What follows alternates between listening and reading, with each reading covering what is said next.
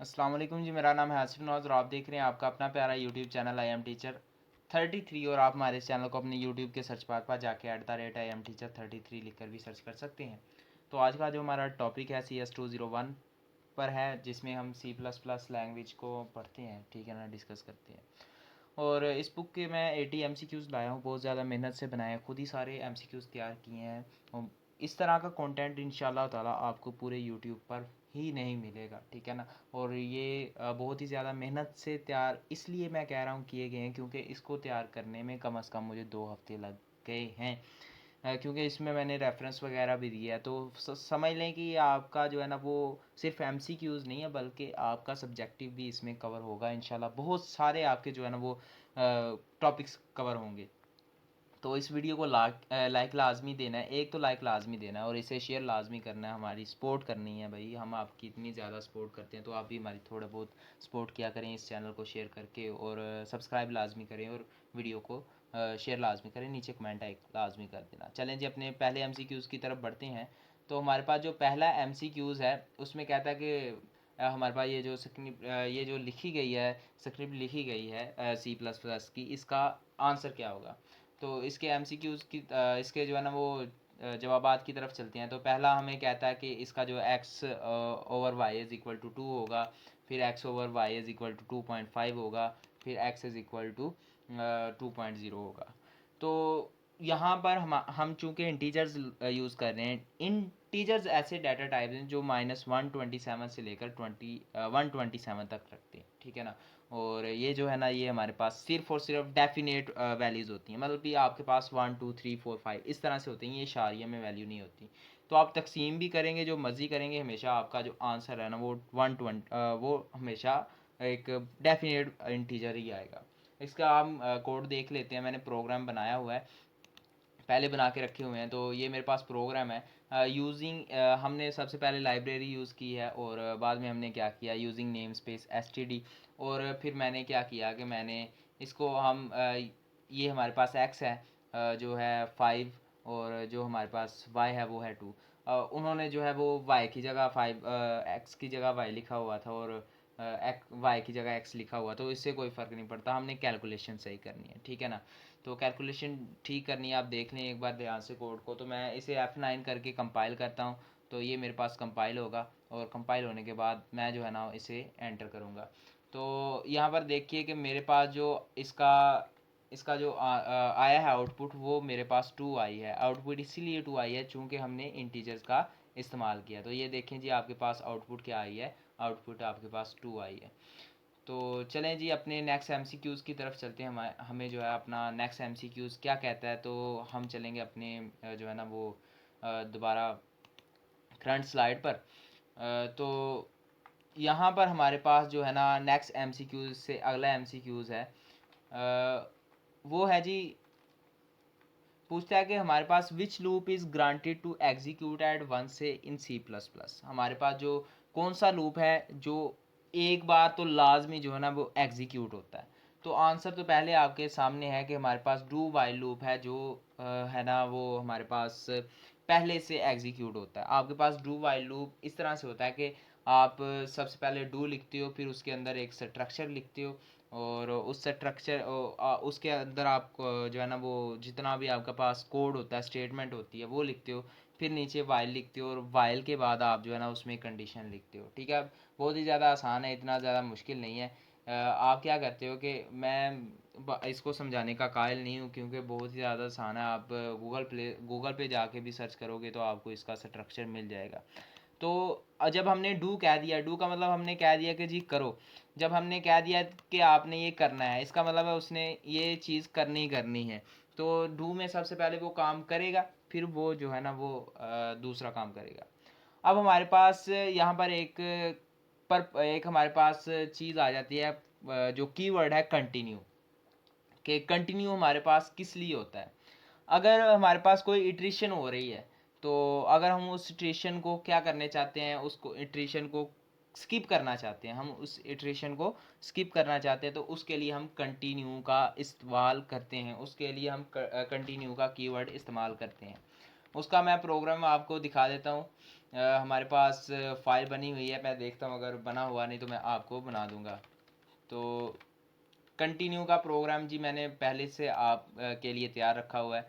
तो इस प्रोग्राम को एक बार अच्छी तरह से देख लेते हैं कि हमारे पास कंटिन्यू कहता क्या है, या फिर इसे किस तरह से हम बना सकते हैं।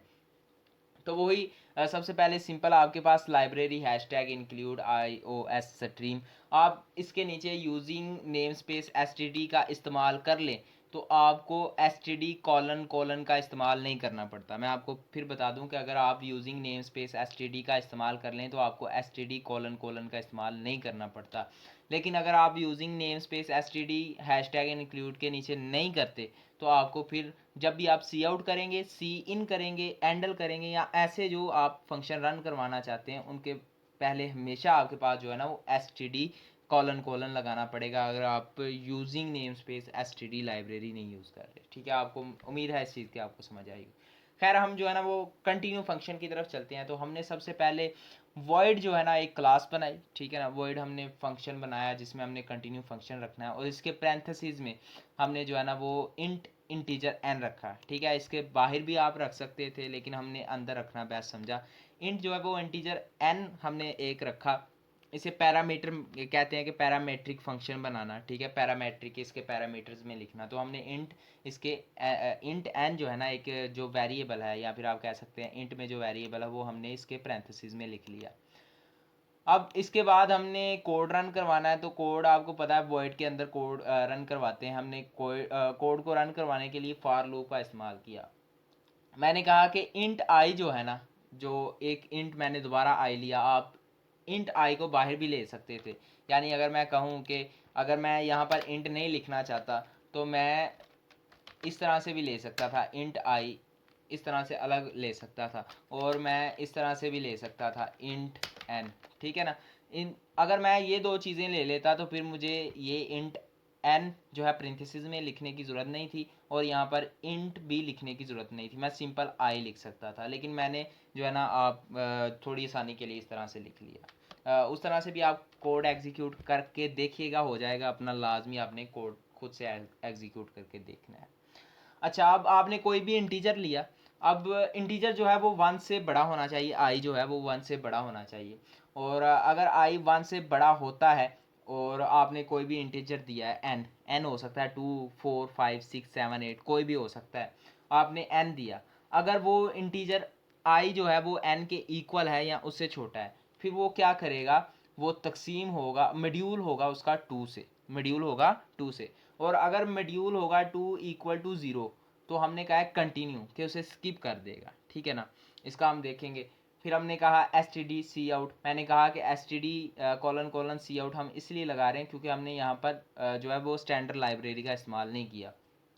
S T D C out हमने आई निकालना है कि हमारे पास आई क्या निकलेगा, उसके बाद हमने स्पेस देनी है। अच्छा, अब मेन फंक्शन में आ जाते हैं, जहाँ हमने जो है ना इसको सी आउट करना है। तो सी आउट हम कैसे करेंगे, हम कहेंगे इंट मेन, उसके हमने अंदर एक और इंटीजर बनाया, एक और वेरिएबल बनाया नम नेम से। अब हमने क्या करना है कि हमने सी आउट करना है और हमने कहना है कोई ना कोई आपने नंबर लिखना है। अब नंबर हमने लिखा, और नंबर जो है ना वो हमने यूज़र ने इनपुट देनी है। और अगर जो है ना वो हमारे पास नंबर एक से कहाँ तक है, जहाँ तक हमने नंबर लिखा है, तो एक्सक्लूड कर देना है आपने इवन।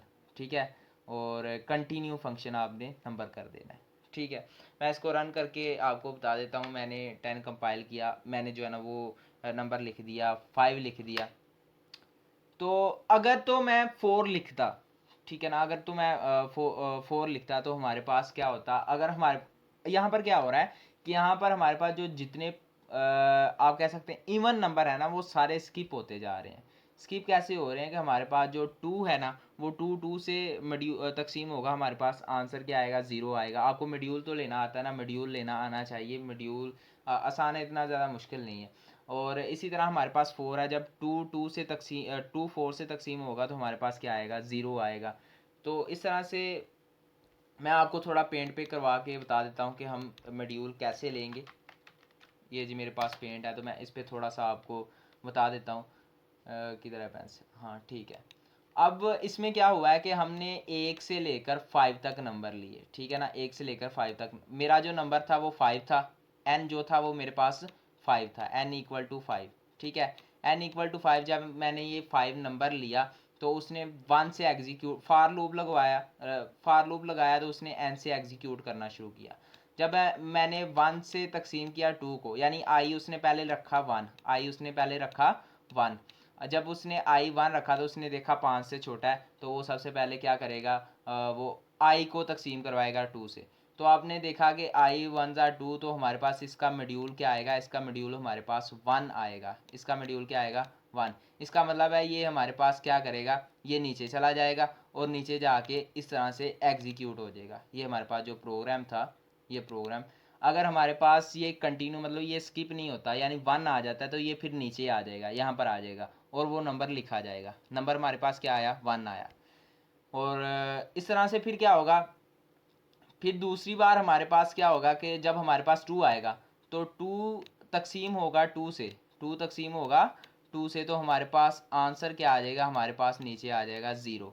तो जब भी हमारे पास आई जो है ना वो तकसीम हो 2 से और इक्वल किसके आ जाए 0 से, तो उसको हम कंटिन्यू फंक्शन के साथ स्किप कर देते हैं। तो इस तरह से हमारे पास जो नंबर 2 है वो यहाँ पर नहीं लिखा जाएगा और वो हो जाएगा स्किप। तो यही चीज़ इसमें सेम होगी 3 के साथ। 3 को जब हम तकसीम करेंगे 2 1 ज़ा 2 और बाकी हमारे पास एक बचेगा, एक बचेगा, तो हमारे पास जाहिर सी बात है वो 0 के इक्वल नहीं है, तो हमारे पास यहाँ नंबर 3 आ जाएगा। और इसी तरह हमारे पास जब 4 आएगा, 2 2 ज़ा 4, पीछे नंबर कोई भी नहीं बचेगा, तो हमारे पास जब भी 0 आएगा कंटिन्यू मतलब कि उसको स्किप कर देगा। यहाँ पर हमारे पास जितने भी इवन नंबर हैं वो सारे के सारे स्किप हो जाएंगे। तो ये था जी हमारे पास कंटिन्यू फंक्शन का जो है ना वो प्रोसेस सारा, ठीक है। चलें जी अपनी नेक्स्ट स्लाइड की तरफ चलते हैं। तो कंटिन्यू फंक्शन का उम्मीद है आपको इस चीज़ की समझ आ गई होगी, बहुत ही ज़्यादा आसान था, कोई इसमें मुश्किल नहीं थी। अब जो है ना इसमें कहता है कि हम अगर रेफरेंस देना चाहते हैं, अगर हम किसी चीज़ का रेफरेंस देना चाहते हैं, तो हम किसी भी वेरिएबल को डिक्लेयर करना चाहते हैं, तो उसके लिए हम क्या चीज़ इस्तेमाल करते हैं, उसके लिए हम एंड का इस्तेमाल करते हैं, ठीक है ना। अगर हम कोई भी रेफरेंस देना चाहते हैं तो उसके लिए हम एंड का इस्तेमाल करते हैं। इसका भी फंक्शन बना हुआ है, मैं बस आपको एक जो है ना वो झलकी दिखाऊंगा क्योंकि आगे ही हमारे पास टाइम को काफ़ी ज़्यादा हो गया। तो मैं रेफरेंस का आपको प्रोग्राम दिखा देता हूँ, आप स्क्रीनशॉट ले सकते हैं। तो रेफरेंस वेरिएबल, तो ये मेरे पास एक रेफरेंस है एक वेरिएबल का, किसी भी वेरिएबल का, तो आप इसका स्क्रीनशॉट ले लीजिएगा।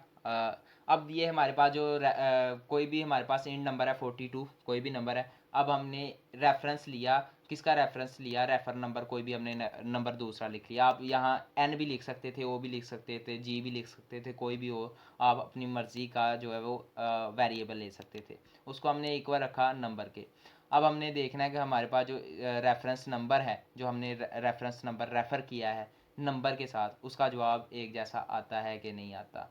तो यहाँ पर मैंने क्या किया, मैंने 10 किया, कंपाइल मैंने किया हुआ है। तो हमारे पास जो है ना वो वैल्यू नंबर की 42 थी और हमने एंड का इस्तेमाल करके, इंट एंड का इस्तेमाल करके इसको क्या किया, रेफ़र किया, किसके साथ, नंबर के साथ रेफ़र किया। मैं एक और चीज़ आपको बता दूं कि इस तरह से भी लिखा जा सकता था, अगर हम इंट को जो है ना इंट को पहले ही हम जो है ना वो डिफ़ाइन कर देते इस तरह से, रेफर नंबर अगर हम पहले डिफ़ाइन इसे कर चुके हैं, तो हम फिर इसे किस तरह से लिखते थे, हम इसे इस तरह से लिख सकते हैं, number equal to and refer, ठीक है ना, number equal to and refer करके इसे हम लिख सकते थे। तो इस तरह से हम लिख सकते थे, तो भी यही आंसर आता। अब आगे एक और चीज़ मैं आपको अजाफी चीज़ बता दूं, यहाँ पर हमारे पास मॉडिफिकेशन आ जाती है कि अगर हमने किसी नंबर को रेफ़र किया है तो उसको मज़ीद मॉडिफाई भी कर सकते हैं। अगर हम रेफ़र नंबर को इक्वल रखते हैं 100 के, तो ये आंसर 100 ही आएगा, हमारे पास नंबर जो है वो 100 ही आएगा। आपको समझ नहीं आई तो मैं दोबारा बता देता हूँ कि पहले हमारे पास जो नंबर था वो 42 था, उसको हमने रेफ़र किया एक नंबर रेफ़र नंबर के साथ, तो उसका आंसर क्या आएगा, 42 आएगा। जब हमने रेफ़र नंबर की वैल्यू 100 रखी उसके बाद, तो इसका मतलब है हमने रेफ़र नंबर के साथ जो जब उसकी वैल्यू चेंज की तो हमने नंबर की वैल्यू भी चेंज की, मतलब कि हमने रेफरेंस नंबर यूज़ करते हुए या रेफरेंस इंटीजर यूज़ करते हुए ओरिजिनल इंटीजर की जो वैल्यू है वो भी चेंज कर दी। तो बहुत ज़्यादा आसान है, इतना ज़्यादा मुश्किल नहीं है। तो चलें जी, हम जो है ना वो नेक्स्ट अपने स्लाइड की तरफ चलते हैं, तो उसे देखते हैं। रेफरेंस हो गया। अब हमारे पास वही आ रही है आपके पास जो है ना, what is output of C++ code. तो ये हम पहले देख चुके हैं कि रेफरेंस नंबर किस तरह से हमने रेफ़र किया था, ठीक है ना। तो ये हमने रेफ़र किया था नंबर को। तो इसका आउटपुट क्या आएगा, इसका आउटपुट 10 आएगा। नेक्स्ट हम चलते हैं अपने अगली स्लाइड की तरफ। तो अगली स्लाइड हमारे पास क्या कहती है उसकी तरफ देखते हैं। तो कहता है कि अगर आपके पास एक कांस्टेंट नंबर होगा, अगर आपके पास एक कांस्टेंट वेरिएबल होगा। कांस्टेंट वेरिएबल कैसे बनता है, हम इंट के पीछे कांस्टेंट लगा दें, CONST लगा दें, तो वो हमारे पास कांस्टेंट बन जाता है। तो कांस्टेंट रेफरेंस नंबर हमारे पास क्या बनता है, वो हमारे पास अलाउ होता है कि हम उसको रेफ़र कर सकते हैं। इसने पूछा है कि हम किसी भी कांस्टेंट वेरिएबल को रेफ़र कर सकते हैं कि नहीं कर सकते। तो हमारे पास जो रेफरेंस है ना, वो इस्तेमाल हो सकता है किसी भी कांस्टेंट को डिफ़ाइन करने के लिए। आपको ये बता दूं कि जो कांस्टेंट वेरिएबल है, कोई भी कांस्टेंट वेरिएबल ले लें, वो कभी भी जो है ना वो उसकी वैल्यू चेंज नहीं हो सकती। लेकिन हमारे पास सिर्फ एक ही तरीका है जिससे हम क्या कर सकते हैं, एक कांस्टेंट के नंबर को भी चेंज कर सकते हैं। वो कैसे चेंज कर सकते हैं, सेम वही तरीका है कि हम वेरिएबल का ही इस्तेमाल करते हैं। तो ये देखें जी, हमारे पास एक कांस्टेंट एक इंटीजर था जो 42 था। तो हमने क्या किया, कांस्टेंट इंटीजर लिया जिसको हमने रेफर टू कांस्टेंट किया, यानी ये हम इसकी जगह और भी कोई ले सकते थे। अब हम क्या करते हैं कि attempting to modify and reference will result in compilation error. इसका मतलब है कि हम इसको रेफ़र तो कर सकते हैं, लेकिन हम इसको मज़ीद मॉडिफाई नहीं कर सकते। मतलब हमने जैसे आम नंबर को मॉडिफाई किया था, इसको हम मॉडिफाई नहीं कर सकते, क्योंकि हम जो है ना अगर मॉडिफाई करेंगे तो हमारे पास एरर आ जाएगा। मैं इसको अनकमेंट करके दिखा देता हूँ। सबसे पहले मैं कंपाइल करता हूँ इसको, और कंपाइल करके बता देता हूँ कि आपके पास ये वैल्यू आई है, ठीक है ना। मैं थोड़ा और अगर मैं अब इसको मॉडिफाई करना चाहूँ, तो मैं इसको मॉडिफाई करके आपको बता देता हूँ। जब मैं मॉडिफाई इसको करूँगा तो आपके पास ये क्या करेगा, ये एरर देगा। ये देखें, ये एरर देना शुरू हो गया। तो ज़ाहिर सी बात है, अगर कांस्टेंट नंबर है उसको हम रेफ़र लाजमी कर सकते हैं, लेकिन उसको कभी भी क्या नाम लेते हैं कि उसको कभी भी हम जो है ना उसको, आप कह सकते हैं कि उसको मॉडिफाई नहीं कर सकते। तो ये चीज़ उसमें आ जाती है। तो आसान सा जो है ना ये प्रोग्राम था, इतना ज़्यादा मुश्किल नहीं था। तो आप देख सकते हैं अब ये चल जाएगा, पहले नहीं था चला। चलें जी, अब हम नेक्स्ट चलते हैं अपने अगले जो है ना वो स्लाइड की तरफ। यकीनन अब मुझे इतना ज़्यादा मौका नहीं मिल रहा कि आपको मैं स्लाइड शो करवा सकूं मुकम्मल तौर पर। तो अगली स्लाइड की तरफ चलते हैं। तो हो सकता है मैं सारे भी आपको प्रोग्राम ना करवा सकूं, लेकिन मैं कोशिश करूंगा जितना भी प्रोग्राम हो सका। अब हमारे पास डायनामिकली एलोकेटेड जो मेमोरी है, डायनामिकली जो एलोकेटेड मेमोरी है किसी भी इंटीजर वेरिएबल के लिए, उसके लिए हम कैसे जो है ना उसको देख सकते हैं। तो हम क्या करेंगे, इंट स्टार नम। अगर हमने कोई भी वॉइड लिया है, डायनामिक लिया है, तो हम क्या करेंगे, इंट स्टैरिक नम और इक्वल रख देंगे हमारे पास न्यू इंटीजर को इंट के नाम से। इसका भी मैंने प्रोग्राम बनाया हुआ है, उम्मीद है इसका भी प्रोग्राम आपको मैं दिखा सकूंगा। साथ साथ आप करते भी जाएं, नोट भी करते जाएं और इसका स्क्रीनशॉट भी लेते जाएं। जिस चीज़ की समझ नहीं आती वो आप कमेंट करके पूछ सकते हैं। तो हमारे पास क्या था जी, हमारे पास जो प्रोग्राम था इसका, वो प्रोग्राम था कि हम जो है ना डायनामिकली एलोकेटेड मेमोरी, ठीक है ना। तो देखता हूँ अगर मेरे पास इसका प्रोग्राम बना हुआ, नहीं तो हम कोशिश करेंगे खुद बनाने की। डायनामिक, हाँ, तो ये मेरे पास डायनामिकली मेमोरी है, एलोकेटेड मेमोरी। तो ये देखें जी, अब देखें यहाँ पर हमने यहाँ पर मैंने यूजिंग नेम स्पेस जो है ना वो यूज़ किया है, इसलिए मुझे std कॉलन कॉलन का इस्तेमाल करना नहीं पड़ेगा, ठीक है ना। ये आपको डिफरेंस आना चाहिए, ये क्वेश्चन आ सकता है। तो डायनामिकली मेमोरी मैंने क्या की कि मेरे पास एक इंट था और उसके आगे मैंने स्टैरिक लगाया। स्टैरिक लगाने के बाद मैंने डायनामिकली इंट जो है मेमोरी है वो न्यू इंट के साथ दी, ठीक है। तो हमने इसको जो है एलोकेट करना है। अब हम क्या करेंगे, हमने जो स्टैरिक लगाया था, स्टैरिक वाली हमने जो यूज़ की थी डायनामिक जो मेमोरी यूज़ की थी, उसको हम 45 करते हैं, ठीक है। 45 का 42 करते हैं।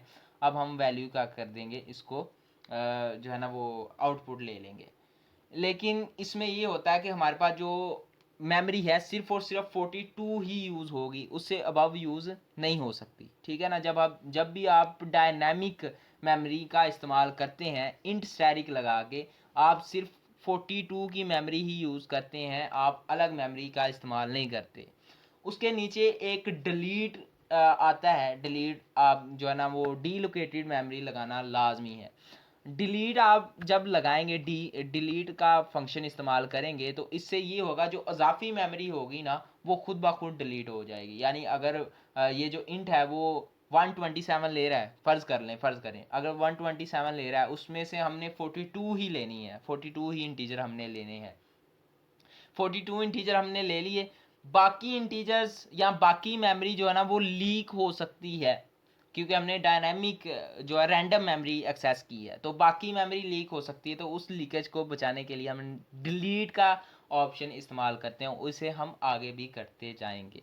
तो ये हमारे पास इसका आ जाता है। तो इसको आप रन करके देख सकते हैं, हमारे पास जो वैल्यू होगी डायनामिक की इंट की, वो हमारे पास 42 ही होगी। यानी हमारे पास डायनामिक इंट जो हमने लिया वो 42 ही होगा, उससे इंक्रीज़ नहीं होगा। तो चलें जी अपनी नेक्स्ट स्लाइड की तरफ चलते हैं। उम्मीद है आपको मज़ा भी आ रहा होगा और समझ भी आ रही होगी। अगर नहीं समझ आ रही तो आप पूछ सकते हैं। नेक्स्ट हम देखते हैं कि हमारे पास जो है ना वो एक फंक्शन है जो डिलीट फंक्शन, इसके बारे में हम देख चुके हैं कि हमारे पास जो मेमोरी होती है, यहाँ पर लिखा है when using dynamic memory allocation what is the proper way to release the allocated memory to avoid memory leakage. तो अगर हमने प्रॉपर जो है ना वो वे में रिलीज़ करनी है एलोकेटेड मेमोरी, तो मेमोरी लीकेज ना हो, इसके लिए हम क्या चीज़ इस्तेमाल करते हैं, हम डिलीट का जो है ना वो फंक्शन इस्तेमाल करते हैं। आगे जी हम देखते हैं कि हमारे पास जो करेक्ट हमारे पास एलिमेंट हैं साइज़ 5 को एलोकेट करने के लिए, वो क्या है, वो हमारे पास 4 है। मतलब भी आप कह सकते हैं कि हमारे पास जो अगर हम 5 साइज़ रखें तो उसका साइज़ क्या निकलेगा, वो 4 निकलेगा। इसका मकसद क्या है कि हमारे पास जो एक अरे है ना, अरे में जो स्टार्ट होती हैं, आप कह सकते हैं नंबर वगैरह स्टार्ट होते हैं, वो ज़ीरो से लेकर अबव होते हैं। तो ज़ीरो से ज़ीरो 1 2 3 4 4 तक हमारे पास 5 जो है ना वो मेमोरी का साइज़ बनता है। तो अगर हम 5 एलोकेट करना चाहेंगे तो हमारे पास जो है ना उसका आंसर 4 निकलेगा। अगर इसका प्रोग्राम मुझे मिल जाए तो मैं आपको दिखा सकता हूँ कि मेरे पास जो है ना वो अरे, तो अरे मेमोरी एलोकेशन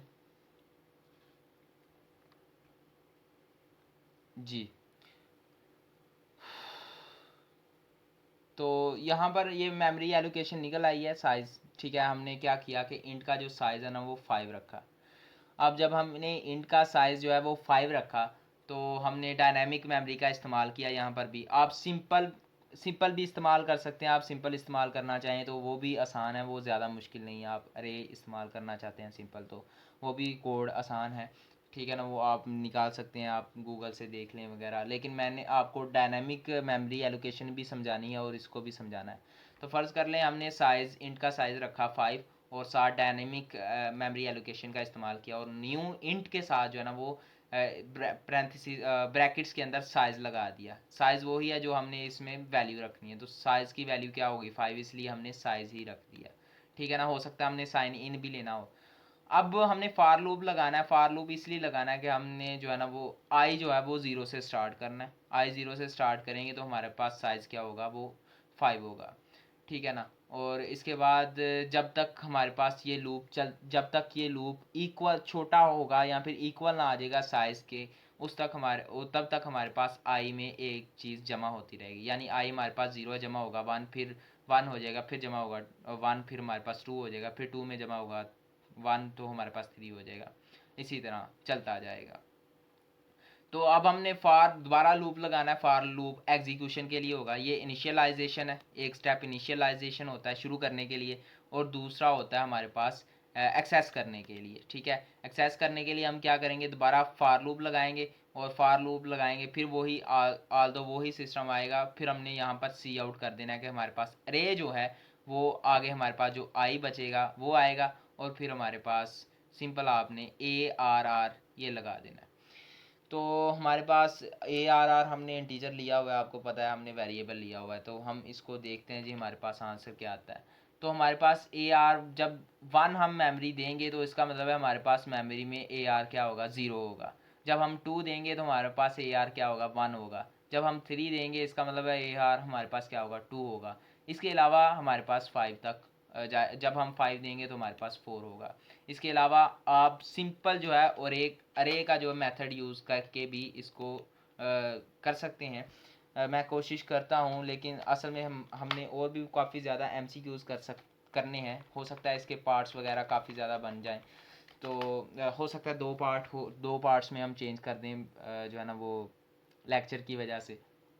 तो ये आप अगर आपको वो आसान सा है कि आप मैं यहाँ पर कोड लिख देता हूँ, हैशटैग इंक्लूड वगैरह आपको करने की ज़रूरत नहीं है। आपने क्या करना है कि आपने इंट लेना है और इंट AR कोई भी ले लें और उसके साथ आप जो है ना वो ब्रैकेट ले लें। अब ब्रैकेट आपने क्या किया कि आप इस तरह से ब्रैकेट ले लें और इसको इस तरह से कर दें, ठीक है ना। अब ब्रैकेट आपने क्या की, यहाँ पर आप 5 साइज़ रखना, तो यहाँ पर आपने 5 साइज़ रखा और इस तरह से आपने क्या करना है कि फिर एक इंट लेना है। इंट आपने क्या लेना है, इंट आपने आई लेना है। इंट आई लेके आपको इस तरह से कर देना है। फिर आपने फार लूप लेना है, फार लूप लेके इसी तरह से आपने वैल्यू एग्जीक्यूट करवा इनिशियलाइज़ करवानी है, फिर इसे एग्जीक्यूट करवा देना है, तो आपके पास आंसर आ जाएगा। इसमें ज़्यादा मुश्किल नहीं। अगर नहीं समझ आएगी तो आप कमेंट करके पूछ सकते हैं।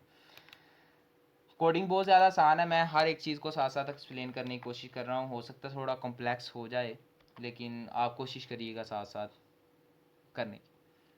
अगर आपने जो है वो नल टर्मिनेटिंग कोई स्ट्रिंग दी है और उस स्ट्रिंग का आप जो है ना वो लेंथ मापना चाहते हैं कि मेरा अगर आसिफ नवाज़ नाम है और मैं आसिफ नवाज़ अपना लेंथ मापना चाहता हूँ कि मैंने कितने करैक्टर्स दिए हैं, कितनी लेंथ है मेरे करैक्टर्स की। हाँ, उसमें मैं आपको एक बात बता दूँ कि उसमें स्पेस भी एक अपना जो है ना वो जो है ना वो रखती है, लेंथ रखती है। तो अगर लेंथ मैं अपना मापना चाहता हूँ तो उसके लिए क्या रद्द अमल होगा, उसके लिए हम एक फंक्शन का इस्तेमाल करते हैं str लेंथ, यानी स्ट्रिंग की लेंथ कितनी है। तो उसके लिए भी फंक्शन है। फंक्शन हम देखते हैं कि लेंथ,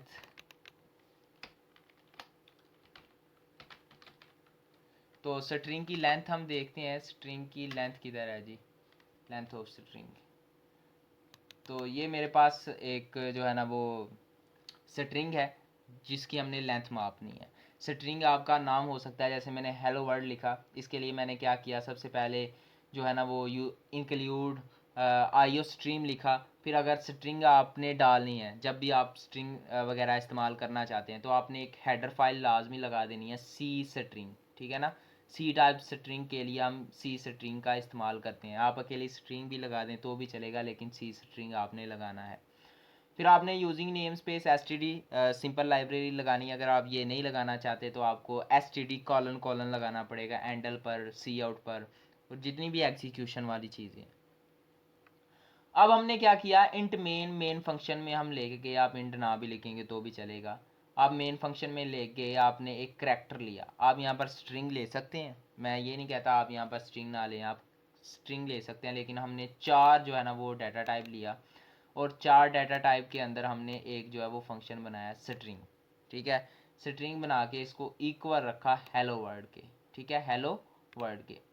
अब हेलो वर्ड के इक्वल रखा जो कि नल टर्मिनेटेड स्ट्रिंग है, ठीक है ना। अब हमने इसकी लेंथ कैसे मापनी है, तो लेंथ मापने के लिए हमने क्या किया, इंट लेंथ एक नया वेरिएबल बनाया। आप ये भी कर सकते थे कि अगर आप यहाँ पर इंट नहीं, आप यहाँ पर सिंपल लेंथ लिखना चाहते हैं, तो आपको क्या करना पड़ना था, आपको इंट लेंथ अलग से बनाना पड़ना था, ठीक है। इंट लेंथ आपको अलग से एक वेरिएबल बनाना पड़ना था अगर आप यहाँ पर इंट नहीं लेना चाहते थे। अब इंट लेंथ, हमने लेंथ मापनी है, इसकी जगह आप कोई और भी लिख सकते हैं। और किस चीज़ की लेंथ मापनी है, हमने स्ट्रिंग की लेंथ मापनी है, इस स्ट्रिंग की लेंथ मापनी है। तो उसके लिए हम फंक्शन लगाएंगे str लेंथ और उसकी पैरेंथेसिस में यानी पैरामीटर्स में वो हम चीज़ लिख देंगे, ठीक है ना। यानी हम जिस स्ट्रिंग की जो है ना वो लेंथ मापना चाहते हैं, उस स्ट्रिंग के वेरिएबल को या उस स्ट्रिंग के नाम को, उस स्ट्रिंग के नाम को इसके पैरेंथेसिस में लिखेंगे, वेरिएबल को, उसके वेरिएबल को इस पैरेंथेसिस में लिखेंगे, str लेंथ के जो है ना वो पैरामीटर्स में लिखेंगे। और ये जो हमने एक नया वेरिएबल बनाया था इसको हमने सी आउट कर देना है। सी आउट करेंगे तो हमारे पास इसकी जो है ना वो लेंथ आ जाएगी। मैं आपको मैग्नीफाइंग ग्लास के ज़रिए इसको थोड़ा सा मैग्नीफाई करके बता देता हूँ। ये देखें जी, ये मेरे पास 13 आ गया है, ठीक है ना। अब यहाँ पर हम वापस जाते हैं और इसको वापस रीजूम कर देते हैं। तो ये जी आपके पास लेंथ मापने का तरीका आ गया होगा। और ज़्यादा अपने से प्रोग्राम बनाएं, अपना नाम लिखें और अपनी लेंथ वगैरह मापें अपने नाम के, कि आपके नाम की लेंथ कैसे है। और अगर किसी प्रोग्राम में गलती आती हो आप मुझे मैसेज कर सकते हैं, टेक्स्ट कर सकते हैं, मैं इंशाल्लाह पूरी कोशिश करूँगा आपकी हेल्प करने की। अच्छा जी, अब हम नेक्स्ट अपनी स्लाइड की तरफ चलते हैं। अब हमारे पास जो है ना वो लेंथ ऑफ इंटीजर, ये दोबारा आपके पास वही प्रोग्राम ऑलमोस्ट आ गया है। तो आपके पास सबसे पहले हमने 4 लिया, करैक्टर लिया, उसमें हमने एक जो है ना वो एक कोई भी जो है वो वेरिएबल ले लिया, स्ट्रिंग वगैरह, उसके अंदर हेलो रखा और हमने स्ट्रिंग लेंथ से जो है ना उसकी लेंथ माप ली। तो ये वही प्रोग्राम है, आप स्क्रीनशॉट ले सकते हैं। आगे जी हमने अगर कंपेयर करना है दो स्ट्रिंग्स को तो वो कैसे कंपेयर करेंगे। हमारे पास दो तरीके हैं। एक है इक्वल इक्वल लगा के, यानी पहला तरीका, और इसमें हम एफ एल्स का इस्तेमाल करते हैं बहुत ज़्यादा। और एक दूसरा तरीका है जो कि एक्चुअल तरीका है जो आपकी बुक में बताया गया है, वो एस टी आर कंपेरिजन। इसका सी एम पी का मतलब होता है कंपैरिजन करना। किसका कंपैरिजन करना है? स्ट्रिंग 1 का और स्ट्रिंग 2 का। अगर वो दोनों इक्वल आ जाती हैं 0 के तो आपके पास वो फंक्शन पूरा है। तो मैं अभी इसका जो है ना वो आपको प्रोग्राम दिखा देता हूँ कि आप दो स्ट्रिंग का कंपैरिजन कैसे करते हैं। पहले मैं जो आपकी बुक वाला जो है ना वो दिखाऊंगा। तो स्ट्रिंग स्ट्रिंग इक्वालिटी, ठीक है ना, ठीक है। मैं कंपैरिजन नहीं लिख पाया, स्ट्रिंग इक्वालिटी लिख दी है। तो यहाँ पर हम जो है ना अपना प्रोग्राम देखते हैं। सबसे पहले मैं सिंपल आपको बताता हूँ कि अगर आपके पास स्ट्रिंग जो सिंपल आपके पास तरीका है जो आप बुक में जो आप वहाँ पर यूज़ कर सकते हैं। अगर आपको कहा जाए कि आपने जो है ना वो स्ट्रिंग कंपैरिजन यूज़ करके जो है निकालना है तो वो भी मैं आपको तरीका बताता हूँ। अगर आपने सिंपल स्ट्रिंग का आपने इस्तेमाल करना है तो वो भी मैं आपको बता देता हूँ। तो यहाँ पर आप स्ट्रिंग को कंपेयर कर रहे हैं। हमारे पास एक स्ट्रिंग हमने ली जिसका हमने नाम रखा स्ट्रिंग 1, और एक आपने स्ट्रिंग ली जिसका आपने नाम रखा स्ट्रिंग 2। पहली में आपने जो है वो हेलो वर्ल्ड लगाया और दूसरी में आपने जो है ना वो क्या लगाया, आपने वर्ल्ड लगाया। अब यहाँ पर आपने इफ़ एल्स का इस्तेमाल करना है। आपको पता है इफ़ के अंदर कंडीशन देते हैं, और हमने कंडीशन क्या दी उसके उसके जो है ना वो पैरामीटर में, कि हमारे पास स्ट्रिंग 1 जो है वो इक्वल इक्वल होनी चाहिए, यानी लाजमी इक्वल होनी चाहिए स्ट्रिंग 2 के। तो निकलेगा कि हमारे पास स्ट्रिंग इक्वल है। और अगर ये स्ट्रिंग इक्वल नहीं होती एल्स आप लगा सकते हैं। और ये आप ये ब्रैकेट्स ना भी लगाएंगे तो भी चलेगा, ठीक है। ब्रैकेट्स ना भी लगाएंगे फिलहाल सिंपल के लिए तो भी चलेगा। या फिर हम आपके पास जो है ना अगर वो स्ट्रिंग इक्वल नहीं तो आपने कह देना नॉट इक्वल। तो इसका हम आंसर निकाल लेते हैं। तो यहाँ पर आया नॉट इक्वल। लेकिन फ़र्ज़ करें अगर मैं यहाँ पर भी वर्ड की जगह मैं हेलो लिख देता, वर्ड की जगह मैं हेलो लिख देता तो आंसर क्या आता। तो यहाँ पर कंपैरिजन हो रहा है, ज़ाहिर सी बात है इसका जो आंसर है ना, अगर मैं यहाँ पर करता तो अब मैं इसको एग्जीक्यूट करता हूँ। तो एग्जीक्यूट करूँगा तो मेरे पास जो एग्जीक्यूट करने से थोड़े से मेरे प्रोग्राम में प्रॉब्लम आ रही है। तो स्ट्रिंग्स आर इक्वल, स्ट्रिंग क्या हो गई हैं, इक्वल हो गई हैं। इसका मतलब है कि हमारे पास अगर दो स्ट्रिंग इक्वल हैं तो हम एफ एल्स का इस्तेमाल करके उनको कर सकते हैं। तो ये तो मैंने अपना तरीका बताया कि मैं अगर स्ट्रिंग का कंपैरिजन करूँगा तो इस तरह से करूँगा। तो आपकी बुक वालों ने किस तरह से बताया है? आपकी बुक वालों ने मतलब भी हमारी बुक वालों ने इस तरह से बताया कि आप एस टी आर यानी string C M P comparison इस्तेमाल करके उसको कर सकते हैं। आपको सिंपल एक ही फार्मूला लिखना पड़ेगा। आपने क्या किया कि आपने सबसे पहले 4 करैक्टर लिया, ठीक है। उससे पहले आपको बता दूं कि आपने ये लाइब्रेरी लाजमी लगानी है जब आपने यूजिंग नेम स्पेस एसटीडी का इस्तेमाल करना है। नहीं तो अगर आप ये नहीं लगाना चाहते तो आपको एसटीडी कॉलन कॉलन का इस्तेमाल करना पड़ेगा। तो हमारे पास यूजिंग नेम स्पेस एसटीडी लगा के ये तो सिंपल चीज़ें हैं। तो हमने करैक्टर लिया, करैक्टर में हमने एक स्ट्रिंग रखा, स्ट्रिंग हमने दो स्ट्रिंग रखी, एक हेलो रखा और एक वर्ड रखा, ठीक है ना, एक हेलो रखा और एक वर्ड रखा। अब हमारे पास जो है ना इंट लेंथ, ओ सॉरी ये तो लेंथ निकल आया, कंपैरिजन दूसरा, ये दूसरा प्रोग्राम निकल आया। मैं प्रोग्राम निकालता हूँ इक्वालिटी बाय ये वाला, सॉरी बहुत ज़्यादा माजरत। तो मैं आपको निकाल के देता हूँ, मैंने भी नहीं उसे अच्छी तरह से देखा। तो आपने वो ही दो आपने स्ट्रिंग्स लेनी है, एक आपके पास str होगी, एक आपके पास वर्ड होगी, ठीक है ना। अब इसमें आपने कहना है इफ़ के बाद आपने कंडीशन लगानी, तो कंडीशन के अंदर एक और कंडीशन लगेगी कि अगर हमारे पास जो strm यानी स्ट्रिंग कंपैरिजन वो इक्वल आ जाए ज़ीरो के, किसके आ जाए, इक्वल आ जाए ज़ीरो के, तो आप कहेंगे ये स्ट्रिंग जो है वो इक्वल है, और अगर ना आए तो आप कहेंगे स्ट्रिंग जो है वो एक दूसरे के मुखालिफ है। इसमें आपको मैं फिनोमेना थोड़ा बता दूं कि जो स्ट्रिंग कंपैरिजन है ना, इसमें क्या होता है, स्ट्रिंग कंपैरिजन इन दोनों को लेता है और इनके वर्ड चेक करता है। जब ये दोनों इक्वल दोनों को एक को एक रखता है और एक को ज़ीरो रखता है। अगर दोनों होंगी सेम तो दोनों को एक एक रख देगा, ठीक है। मैं थोड़ा सा आपको पेंट पे समझा देता हूँ, अगर मेरे पास पेंट ओपन हुआ तो देखिए जी। अगर मेरे पास यहाँ पर भी h है तो, और अगर यहाँ पर भी h है, तो हमारे पास जो strcmp यानी स्ट्रिंग कंपैरिजन, इसे भी इक्वल रख देगा 1 के और इसे भी इक्वल रख देगा 1 के। तो आपको होता है कंपैरिजन में हमारे पास क्या होता है, दो चीज़ों को आपस में तफरीक किया जाता है, उन दोनों के दरमियान तफरीक की जाती है। और अगर 1 - 1 हो तो हमारे पास जवाब इसका क्या आएगा, जवाब इसका आएगा ज़ीरो, जवाब इसका क्या आएगा, ज़ीरो। इसका मतलब है हमारे पास कंपैरिजन क्या आया, ज़ीरो। और अगर कंपैरिजन ज़ीरो आ जाए, इसका मतलब हमारे पास दोनों स्ट्रिंग्स इक्वल हैं। और अगर यहाँ पर h की जगह p हो जाए तो हमारे पास ये इंटीजर को चेंज करेगा ज़ीरो में, मैं आपको समझा रहा हूँ। और अगर 1 में से माइनस होगा ज़ीरो तो हमारे पास आंसर क्या आएगा, 1। इसका मतलब है कि दोनों इंटीजर जो हैं वो इक्वल नहीं है।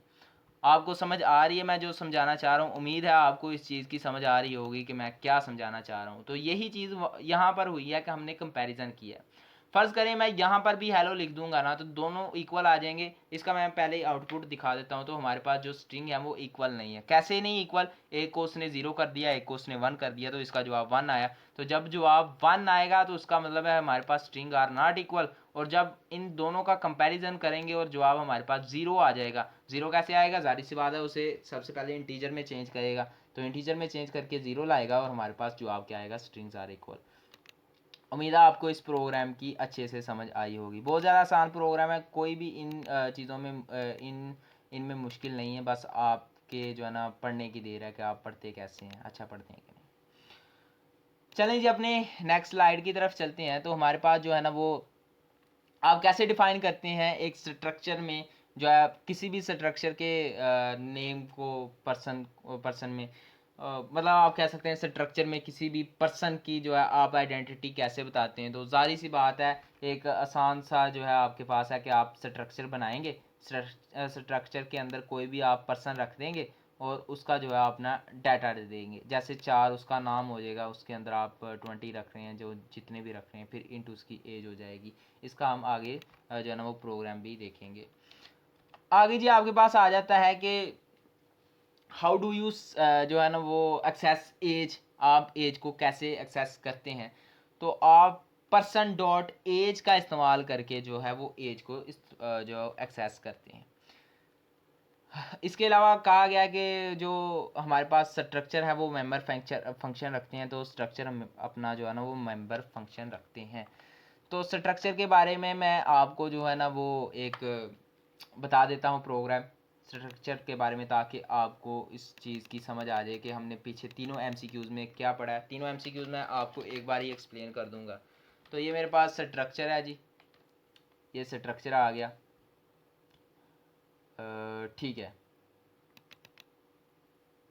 मेंबर फंक्शन के बारे में मैं समझाता हूँ और स्ट्रक्चर के बारे में, बल्कि मैं स्ट्रक्चर और मेंबर फंक्शन दोनों एक बार ही ले लेता हूँ ताकि आपको समझ आ जाए। तो ये मेरे पास स्ट्रक्चर है और ये मेरे पास उसका मेंबर फंक्शन है। चलें जी, अब इस दोनों मैंने ले ली हैं। मैंने दोनों को समझाने की कोशिश करूँगा। सबसे पहले सिंपल को समझते हैं कि सिंपल में लिखा क्या हुआ है। तो ये मेरे पास सिंपल है। तो इसमें हमने वही एक लाइब्रेरी अपनी इस्तेमाल की, हैशटैग इंक्लूड वगैरह, वो आपको इस चीज़ की समझ आ गई होगी। Using name STD. अब जो हमारे पास जो स्ट्रक्चर होता है ना, वो स्ट्रक्चर हमेशा जो है ना वो मेन से अबव लिखा जाता है, मेन के ऊपर लिखा जाता है। तो स्ट्रक्चर आपको पता है कि ये देखें बोल्ड हुआ है, स्ट्रक्चर आपको नज़र आ रहा है। तो हमने कोई भी एक वेरिएबल रख लिया पर्सन। पर्सन का हमने जो डाटा देना है, डाटा किस तरह से दिया, हमने स्ट्रिंग रखा नेम उसका, ठीक है, स्ट्रिंग रखा और उसका उसको वेरिएबल दे दिया नेम। फिर हमने इंट रखा एज, ठीक है। अब यहाँ भी इसकी वैल्यूज़ दे रहे हैं, दे सकते हैं, और नीचे भी जाके इसकी वैल्यूज़ दे सकते हैं। उसमें कोई भी जो है आपको वो कह सकते हैं कि कोई भी आपको तंगी नहीं, परेशानी नहीं। अब आपने क्या बनाना है कि आपने कोई भी इंफॉर्मेशन रख ली ऊपर, संभाल के इंफॉर्मेशन रख ली, अब उसको ऑब्जेक्ट में चेंज करना है।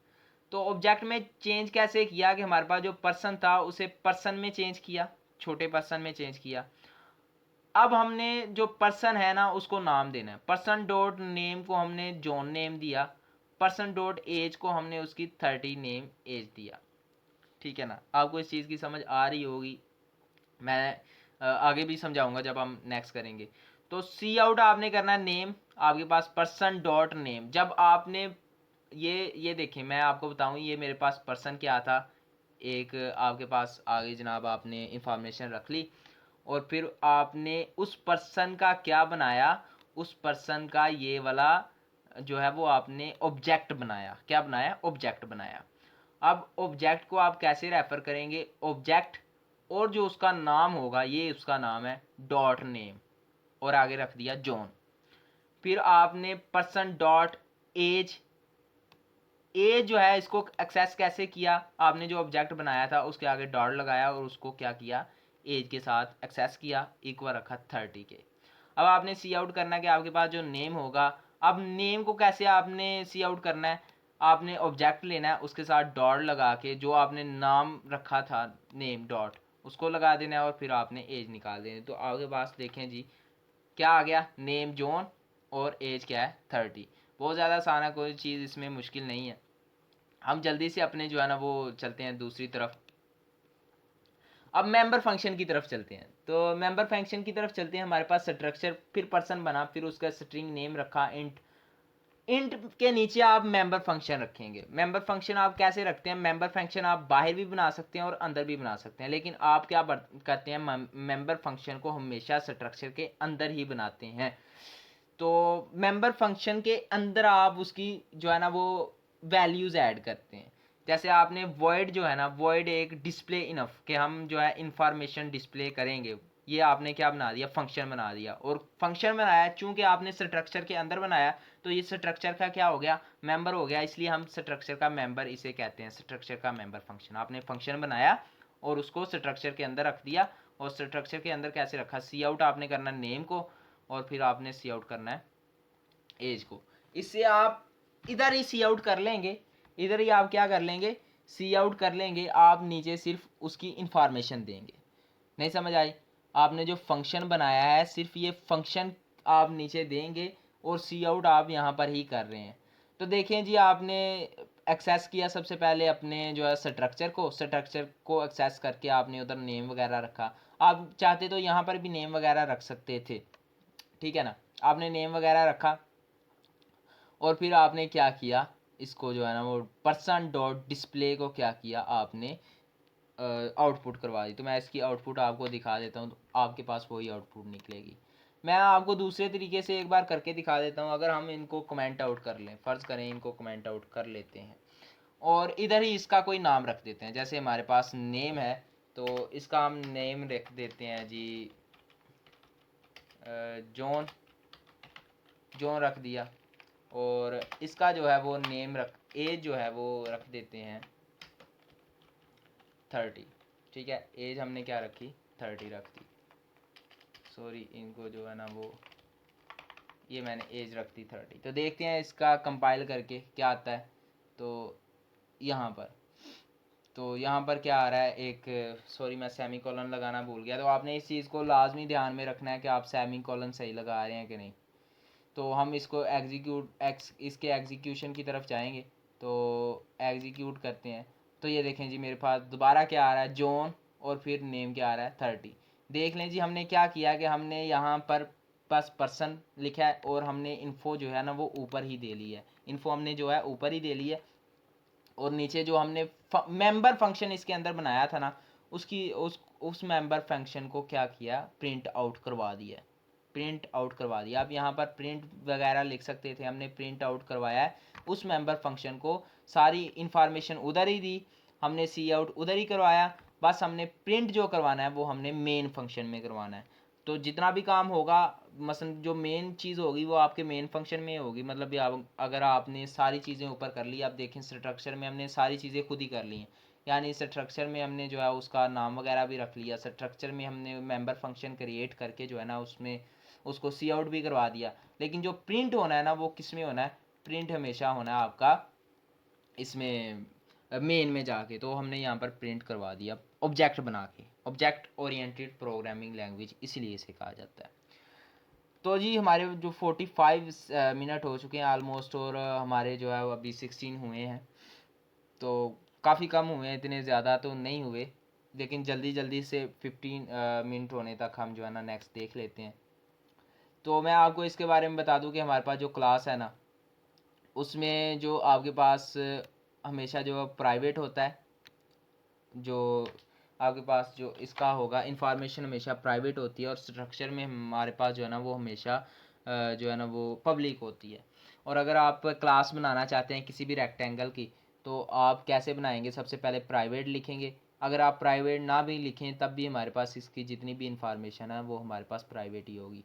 प्राइवेट लिखेंगे, फिर इंट लेंथ लिखेंगे, इंट हमारे पास विड्थ लिखी जाएगी। इसी तरह से हमारे पास जो है ना नेक्स्ट हम चलते हैं, तो यहाँ पर लिखा हुआ है कि इज ऑब्जेक्ट, यहाँ पर लिखा है कि in object oriented programming what is encapsulation. तो इनकैप्सुलेशन के बारे में आपको थोड़ा सा मैं बता दूं कि इनकैप्सुलेशन हमारे पास जो है ना इनकैप्सल्ड करना है, किसी भी चीज़ को बंद करना है। आप आपके जो है ना वो सेंसिटिव डाटा जो होता है उसको हाइड कर देता है, अनऑथोराइज कर देता है। यानी आपने अगर कोई पासवर्ड लगाया है ना, तो आप किसी वेबसाइट में जाके पासवर्ड लगाते हैं, मुमकिन है कि आपका पासवर्ड वहाँ से चोरी कर लिया जाए, लेकिन यहाँ पर इनकैप्सुलेशन काम करता है और आपके जो पासवर्ड होता है, असली पासवर्ड को ही करप्ट कर देता है उनके लिए। आप जब एक्सेस करना चाहें आप एक्सेस करेंगे, लेकिन आपके ईमेल का जो असली पासवर्ड है उन उसको जो है ना वो कॉम्प्लेक्स नंबर में चेंज कर देता है, और कॉम्प्लेक्स नंबर चेंज करने की वजह से कोई आपका जो पासवर्ड है उसे आसानी से है एथोराइज नहीं कर सकता, उसे अनएथोराइज कर देता है। तो इसे इनकैप्सुलेशन कहते हैं। बाकायदा आप इसको जाके अपनी जो है ना वो गूगल पर जाके सर्च कीजिएगा, आपको ज़रूर इनकैप्सुलेशन मिल जाएगा। आगे जी यही चीज़ बताई हुई है कि हमारे पास जो असाइंड प्रोग्राम होता है ना, जो दूसरे मेंबर को एक्सेस देता है, तो वो हमारे पास पब्लिक है। अगर हम किसी भी चीज़ को पब्लिक कर देंगे, अपने नंबर्स अपने जो है ना वो इंफॉर्मेशन को पब्लिक कर देंगे, यहाँ जैसे यहाँ पर हमने प्राइवेट किया हुआ है, तो अगर हम इसे पब्लिक कर देंगे तो हमारे पास जो दूसरे मेंबर्स हैं वो इसे एक्सेस कर सकेंगे। तो अभी तो फ़िलहाल टाइम नहीं है कि मैं आपको इन चीज़ों के बारे में इनका भी मैं दूं जो है ना वो प्रोग्राम। आप प्रोग्राम इसका जो कि निकाल सकते हैं, थोड़ा सा अपनी बुक में जाएं तो आपको इनके प्रोग्राम मिल जाएंगे, ठीक है ना। क्लास के प्रोग्राम मिल जाएंगे, स्ट्रक्चर का प्रोग्राम मैंने आपको बता दिया। तो हमारे पास कंस्ट्रक्टर का जो काम है वो क्या होता है, वो इनिशियलाइजेशन होता है। अभी आपने पीछे एक फार लूप पढ़ा था जिसमें मैंने आपको बकायदा बताया हुआ था कि ये हमारे पास इनिशियलाइजेशन है, और वो दूसरा हमारे पास जो है ना वो एक्सेस है, या फिर आप कह सकते हैं कि एक्सेस करना, ठीक है। तो आप पीछे वीडियो बैक करके देखें तो मैंने दो फंक्शन आपको समझाए थे, जिसमें इनिशियलाइजेशन थी और एक एक्सेस था। तो जो हमारे पास कंस्ट्रक्टर होता है वो इनिशियलाइजेशन होता है। तो यहाँ तक आज करते हैं, इंशाल्लाह ताला अगली वीडियो में हम कोशिश करेंगे कि इसको मुकम्मल करने की। 80 MCQs हैं, लेकिन फिर भी हम 20 कर सकें, क्योंकि डिटेल के साथ सिर्फ इतने ही होते हैं। हो सकता है हम इसे 3-4 पार्ट्स में चेंज कर लें, लेकिन आपने हौसला रखना है और साथ साथ जो है ना हमारे लिए दुआ भी करते रहना है, अपने लिए भी दुआ करते रहना, और हमारी वीडियो को लाइक लाजमी करना है, साथ चैनल को लाजमी सब्सक्राइब करना है। मिलते हैं अगली वीडियो में, तब तक के लिए अल्लाह हाफिज़।